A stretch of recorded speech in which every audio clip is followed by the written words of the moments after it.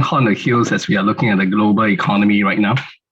Everyone are probably just monitoring this through the Russia-Ukraine war. So before we touch on it, I think just at the backdrop of it, that Singapore announced our budget just 2 Fridays ago, and in this case, I think very much Ministry of Trade Industry highlighted that the GDP growth for this year likely looking from 3 to 5%. Is 3 to 5% a good number? I guess if you were to actually compare this across a macro context, then probably this number would make a little sense, right? On a macro context basis, on global growth, just before the Russian-Ukraine war happened, right? I think IMF actually forecasted to be from 5.9% originally. I think they decided to adjust the entire global growth to be about 4.4%. At 4.4%, Singapore 3 to 5%, we are about, it's a large range, right? 2% plus minus. So we are probably, we could reach lower than what was a global average, or we could be higher. So looking at the 3 to 5 is quite large a range. Then let's put into magnitude, then what is US growth and also China growth, since these two are the largest of the two economies that we looked at.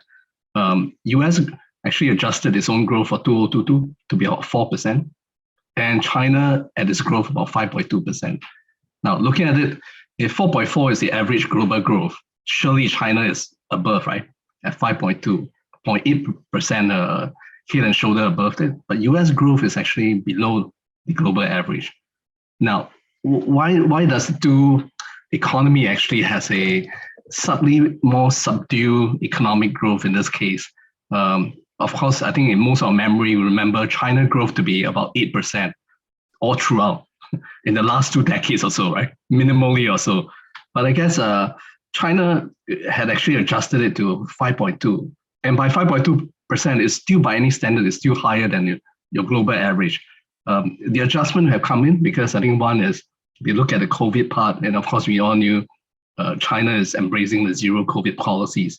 And in here, as it is, if anyone want to fly there, it's actually your 14 plus 7 days, right? You got 21 days of quarantine per se. So they are not embracing in this part a more liberalized VTL lanes or trade as well. So in this case, I think there was an adjustment. And second part of the adjustment is looking at it, they understand that US-China trade war is not going to go. It's not going to be in any case being cancelled. So with that, I think the 25% tariff in most cases will still be there. So I guess they had also adjusted down to 5.2. But by 5.2%, if we then slightly pry deeper, right? What does the 5.2% means? It is actually very much riding its own domestic consumption growth.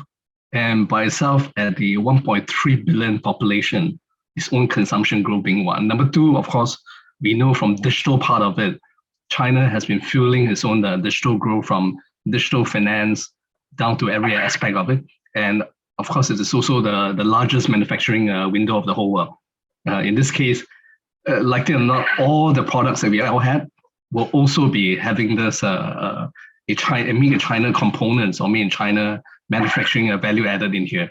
So it was quite important that we see the 5.2% as a huge, quite a promising by itself growth in here, that ability to sustain 5.2 is considered great. So Singapore at 3 to 5%, I think in here, possibly MTI was not able to actually look at its own, to give a more 2020 oversight. So this is about one of the largest range I've seen, right?